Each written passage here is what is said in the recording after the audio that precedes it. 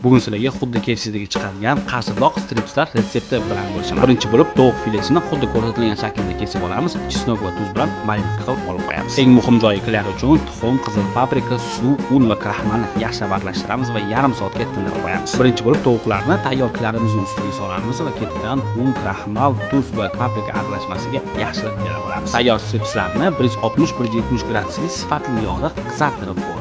O'rtacha 170 gradusli qizgan yog'da 8-10 daqiqa davomida qo'ysangiz juda ham qarsiqdoq va mazali va sev. Tayyor bo'lgan stripslardan burger ham tayyorlab olamiz. Buning uchun burger bulochkasini ikki tomoni yaxshilab qizartirib olib, slobodan juda ham mazali chesnokli sosini suramiz. Ketidan romaningizni qo'yib, pomidor va botinlarni ham qo'yamiz. Keyin bo'lsa tayyor qaynoq stripslarni qo'yib, ustidan cheddar pishloqni qo'yamiz va pishloqni ozroq eritib olamiz. Bu videoni albatta bolalarga tayyorlab berish uchun yaqinlaringizga joylashib qo'ying. Va to'liq ma'lumot retseptlarni albatta opisiyaga stripslarni o'zini tartar sos bilan birga yesa ham juda ham mazali bo'ladi. Hammaga rahmat.